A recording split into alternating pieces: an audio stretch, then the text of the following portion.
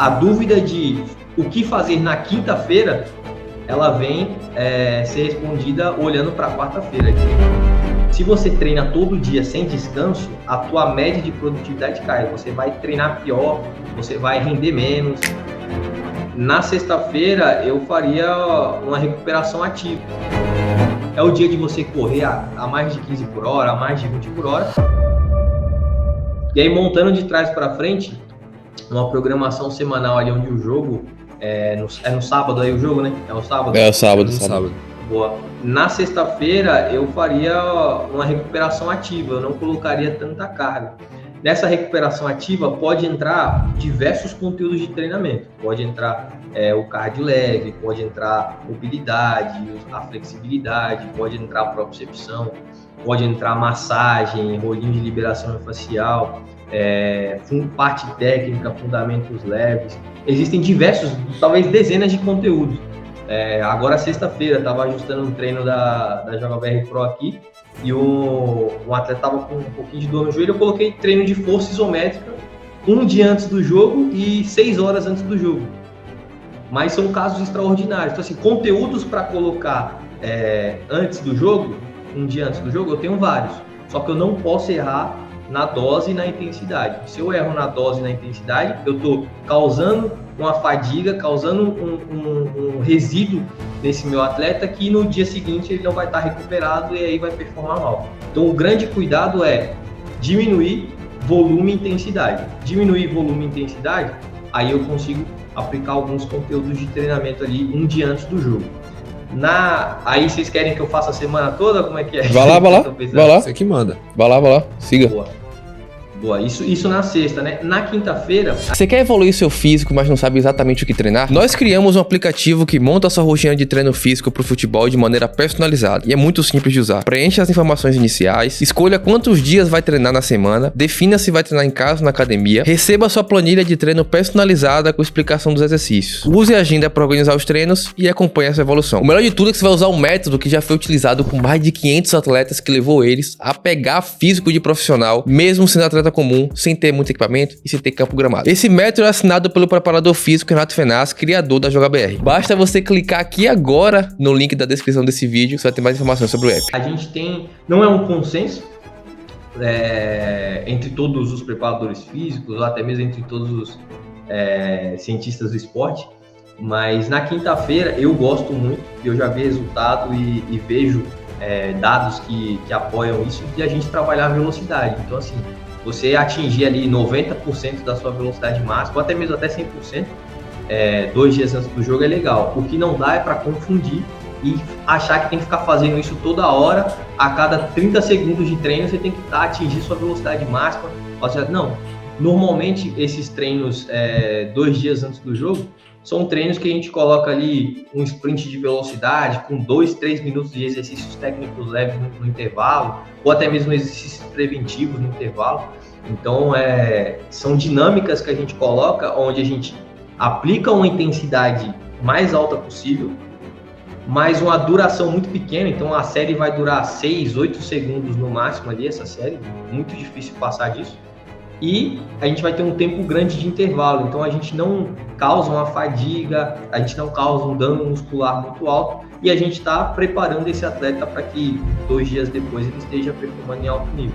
Então, teoricamente ali, 2 dias antes do jogo, e a gente, na preparação física, na fisiologia, a gente chama de MD-2, né, Match Day, a gente coloca ali como um dia de velocidade, então é um dia de velocidade. Tem clubes que já colocam como dia de recuperação ativa. Então, tem clubes que trabalham com 2 dias de recuperação ativa, mas existem possibilidades ali da gente já aumentar a intensidade, controlando bem o volume de treinamento, para que a gente consiga bater essas metas. E aí, 3 dias antes do jogo, né, o MD-3, aí a gente já está falando de alto volume. Só que alto volume, a galera confunde com botar os caras para jogar mais tempo. Então, tem muitos treinadores que erram, vai estudar isso, vai numa certificação da CBF, por aí, vê, não, MD-3 é dia de volume alto, eu vou, e jogos grandes, então eu vou colocar o coletivo, vou colocar uma minutagem alta, só que não adianta nada você pedir uma minutagem alta e pedir intensidade para os atletas. Porque, por exemplo, se é um jogo coletivo e eu coloco ali os atletas para fazer pressão alta, para fazer transição, defensiva, ofensiva o tempo todo, você está usando estímulos de alta intensidade, de alta velocidade, com muita frequência. E isso pode atrapalhar a tua recuperação nos outros dias, né? Então tem que tomar esse cuidado. É um dia de volume alto, de bastante deslocamento, então é o dia de você correr a mais de 15 por hora, a mais de 20 por hora, mas tudo bem controlado. Você não pode passar muito do ponto ali. Então, para quem me conhece, para quem já assiste os vídeos, não tem caras que erram nesse MD-3, por exemplo, coloca para fazer cardio-jogo com bola, então faz os reduzidos ali, só que dentro desse cardio-jogo com bola, que é um 8x8, um 6x6 grande, um coletivo, ele faz também os sprints que eram para ficar para o dia seguinte, fazem as mudanças de direção também, que era para ter feito em outro momento da semana, e acaba acumulando muita carga. Aí se você treinou forte pra caramba desse jeito 3 dias antes do jogo, 2 dias antes do jogo, aí tem que ser recuperação ativa mesmo. Não adianta nada você querer fazer de novo sprint ali, porque você trouxe um dano muscular, você trouxe uma fadiga, você trouxe já um estado que não é o de prontidão para o atleta performar no mais alto nível. Então, se você faz um treino pesado desse na quarta-feira, na quinta-feira não dá para treinar velocidade. Aí eu concordo. Então, essa é uma discussão que existe hoje na preparação física, se 2 dias antes do jogo faz velocidade ou não, mas eu acho que a resposta disso está no MD-3, né? A resposta disso está no que é feito na quarta-feira. Então, a dúvida de o que fazer na quinta-feira, ela vem ser respondida olhando para a quarta-feira. A gente, olhando da quinta para frente, não dá para saber, vai mais olhando para a quarta-feira. Então, para a rapaziada que está assistindo, que está treinando sozinho, você tem que ter o dia certo de fazer cada coisa para o teu corpo receber esse estímulo e ter tempo hábil de responder esse estímulo, né? Então, a ideia do treinamento eu causo um estresse, meu corpo sofre ali um estresse e ele vai se adaptar com base nesse estímulo, e quando ele se adaptar, ele vai estar melhor. Esse é um princípio que a gente chama de supercompensação. Então eu supercompenso, eu não só compenso. Então eu estou num gráfico aqui, eu desço, e aí quando eu estou melhorando, eu melhoro e fico um pouquinho acima. Aí eu estou supercompensando. E aí essa é a base da profissão da preparação física. Então de supercompensações em supercompensações, a gente muda as avaliações físicas. Então esse é o grande princípio. Agora, se eu faço um estresse que vai me deixar lá para baixo e no outro dia eu quero estressar de novo, quando for compensar isso aqui, já nem dá tempo de supercompensar. Então, eu não tenho tempo hábil de recuperação suficiente para gerar essa supercompensação. E a gente sabe que a recuperação é chave do treinamento. É tão importante quanto o treino e a recuperação. Então, 3 dias antes do jogo, eu tenho que olhar muito para isso. Então, é o dia de ter uma quilometragem um pouco maior. Então, você correr 2, 3, 4 quilômetros acima de 15 por hora. 1 quilômetro, 2 quilômetros acima de 20 por hora, dá para fazer, dependendo do atleta, fazendo a progressão correta.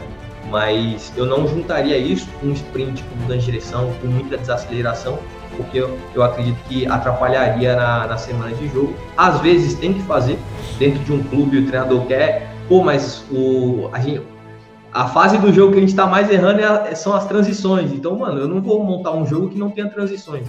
Aí o preparador físico e o fisiologista vão trabalhar com o que tem. Mas se eu tenho um controle total da semana e eu posso dividir bem os conteúdos, eu deixo a quarta-feira mais para deslocamentos em alta intensidade, mas não tanto em velocidade de sprint. E eu faço uma rodagem um pouco maior. Na terça-feira é um dia bom de treinar, velho. Porque você tem 4 dias para recuperar pro jogo. Você até pode fazer alguma besteira que dá tempo de... Não fala isso não, Renatão, os caras vão levar a sério. E aí nessa terça-feira, normalmente eu gosto de fazer os treinos que teoricamente podem causar maior dano muscular. Teoricamente, não que eu queira causar o dano muscular. O dano muscular, ele não é intencional, ele é colateral. Então, tipo assim, não dá para fazer um omelete sem quebrar os ovos, né? Então, quando você coloca intensidade, quando você pede para o atleta ali se sacrificar, fazer mais do que ele pode, entregar esse estímulo para o corpo dele, às vezes algumas fibras musculares ali vão rompendo, vai causar um processo inflamatório, e isso vai deixar a perna um pouquinho mais pesada para você no outro dia ir treinar. Porém, a gente usa muito estímulos de alta intensidade, então a gente chama de tensão muscular alta, e aí o tempo de recuperação ele é pequeno. Na quinta-feira é estímulo de alta intensidade, um tempo de recuperação grande. Na terça-feira é estímulo de alta intensidade por mais tempo. Então na quinta-feira, fala assim, é 8 segundos a série. Você vai dar um sprint, vai dar uma mudança de direção, vai fazer alguma dinâmica aqui. Na terça-feira, normalmente eu peço transições completas. Quem treina sozinho, eu peço para fazer ali os nossos famosos L2 losango, L2 bate-volta. Tem casos de atletas que eu estou segurando um pouquinho a mudança de direção para poupar um pouquinho os adutores, e aí eu falo para ele fazer em linha reta, então o cara abre a passada loucamente ali, com uma quantidade de tempo bem grande, acima de 35 segundos, e aí esse é o dia de desgastar, velho. E aí, claro, não dá para perder a mão também, quantidade de séries, o volume total do treino você tem que controlar bem para não perder. Então eu gosto de olhar para aí. E aí na segunda-feira, quem joga no sábado e joga 2 tempos, segunda-feira deveria ser o dia de pico, né? O dia de maior dano muscular. Então às vezes tem muitos atletas que a gente acompanha aqui que joga sábado, domingo ele nem tá tão dolorido. Agora na segunda-feira, velho, a dor aumenta. Então assim, tem essa questão de o processo de recuperação muscular ele demorar, né? Então a gente chama de dor muscular de início tardia. Então ela começa mais tarde mesmo. E aí às vezes o pico de dor é 48 horas depois do jogo. Então na segunda-feira, normalmente a gente não passa muito trabalho de resistência com bola, não vai tanto para campo assim. Aí o foco é fazer algo parecido ou semelhante com o que a gente faz na sexta-feira, uma recuperação ativa. Então a gente trabalha ali para acelerar esse processo de recuperação, e aí a gente pode encaixar outros conteúdos, né? Então, por exemplo, é um dia que eu gosto demais de usar treino de força para superiores, porque eu sei que o treino de força para superiores, no longo prazo, ele só tem a agregar o atleta, né? Então, o treino de força, além de ganhar massa muscular, ganhar força, que isso vai ajudar dentro de campo, né? Não vai ser um atleta frágil dentro de campo, vai ser um atleta que vai poder combater, ter força nos duelos individuais. Então, a gente viu recentemente, você nem se pode falar, mas a gente viu o jogo do Haaland ontem, né? Então a gente vê que faz uma diferença grande isso aí. Não pode falar não, pare. Agora. Vamos parar. Então, a força ela é extremamente importante e não necessariamente a massa muscular. A massa muscular é importante. Teoricamente, quanto mais massa muscular, mais força você tem para fazer, mas dá para você ser forte sem precisar ser gigante. E normalmente o treino de força de superiores ele pode ser extremamente benéfico nisso aí, além de, eu acredito muito no poder do treino de força, na capacidade de regulação hormonal mesmo, de melhorar a rotina do atleta no dia a dia.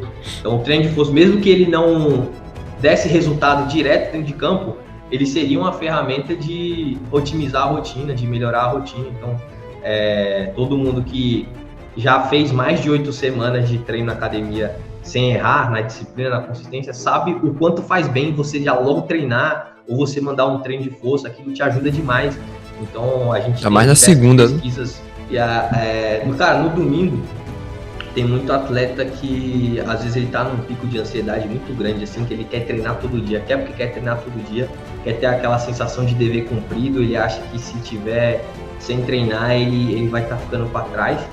E, cara, nesses momentos onde a gente tem esse pico de motivação muito grande, cara, é o momento da gente usar. Então, quando a gente vai olhar para a neurociência lá, essa é a janela de oportunidade para você evoluir, para você aprender. Então, assim, eu não vejo como ruim ele treinar no domingo. Porém, tem que saber o conteúdo certo. O que eu colocaria no domingo? Cara, vamos fazer parte técnica com bolinha de tênis aqui, sabe? Vamos fazer uma coisa diferente, que não faz parte do dia a dia. Não é para você pisar na academia, não é para você treinar com os mesmos equipamentos. Cara, faz uma bolinha de tênis, vai jogar futebol, e às vezes a galera competitiva faz uma carga maior que a de jogo jogando futebol, né? Gasta 3.000 calorias jogando futebol no sol. E aí não seria mais um futebol aí na resenha, um tênis de mesa, alguma coisa assim, cara, pra mim, ou tênis de mesa não, fute-tênis, né? Pra mim encaixaria legal. Se eu quiser fazer um rolinho de liberação facial e uma mobilidade ali, cara, o que eu aceito, assim, sabe? Então, se você fez uma semana perfeita, O ideal é não fazer nada. Assim, domingo, dia do Senhor, vamos lá, vai fazer outras coisas e tá tranquilo. Não faça nada. O ideal seria isso. Mas tem cara, eu já, conversando com centenas e centenas, milhares de atletas, né? E tem cara que tá louco, se eu mando ele não treinar, ele vai querer fazer as coisas dele sozinho. Então é mais fácil eu programar, né? Não, então deixa, vamos treinar domingo sim. Eu programo, mas é pra fazer isso, não é pra fazer outra coisa, faz isso. E aí ele tem essa tranquilidade. Então eu gosto de aproveitar esses momentos também. São momentos da vida, assim, de uma pessoa que ela tá muito disposta a se sacrificar, a ganhar, não quer pensar em nada, então eu acho legal. Então, basicamente, era o que eu fazia quando eu desencanei de ser jogador, né? Como se fosse eu que tivesse tomado a decisão, né? Eu quis. Quando o mundo não deixou virar jogador de futebol, cara, eu tinha esse pico para estudar e virar preparador físico. Então, assim, por vários momentos da vida, eu usei o domingo para trabalhar, para estudar, para me desenvolver. E dá para aproveitar de uma maneira saudável. Mas também tomar cuidado para quem tem essa vontade muito grande. Porque se você faz todo dia um nível de entrega, de sacrifício, de trabalho alto, é natural que a tua média de produtividade ela caia. E isso em todas as áreas, né? Pode ser um contador, pode ser um garimpeiro, pode ser um jogador de futebol. Se você treina todo dia sem descanso, a tua média de produtividade cai. Você vai treinar pior, você vai render menos, tuas tomadas de decisões vão ficar piores, tua parte vai diminuir, porque você não entrega para o teu cérebro um dia para ele ter ócio, né? Para ele ficar tranquilo, para ele se desenvolver de maneira natural. E todas as vezes, e até um princípio da preparação física, a gente não pode ter monotonia de treinamento, né? Então você não pode ter sempre treino na mesma intensidade, no mesmo volume. Você tem que ir alternando, né? Então você vai, um dia você puxa, outro dia você tira um pouco, e você vai fazendo essa periodização ondulatória. Isso o nosso corpo recebe muito melhor do que quando você vai mantendo a mesma carga de treino sempre. Então, é quase que um crime um treinador, e isso acontece muito, a gente acompanha muitos atletas que jogam segunda divisão estadual, terceira divisão estadual, categoria de base em time pequeno, e o treinador, os treinos são sempre lá, 1h30 de treinos, 2 horas de treino. Sim. Na mesma intensidade. Sempre. Então, muda um exercício aqui, outro ali, mas o treino é sempre a mesma minutagem, a mesma intensidade. Isso é horrível para o nosso corpo. Isso é horrível. A gente não vai evoluir da maneira que a gente gostaria e que poderia. Então, fazer isso é você travar a evolução, é você estagnar aquele atleta. Então, a gente precisa de variabilidade no treinamento. E isso a gente tem que buscar.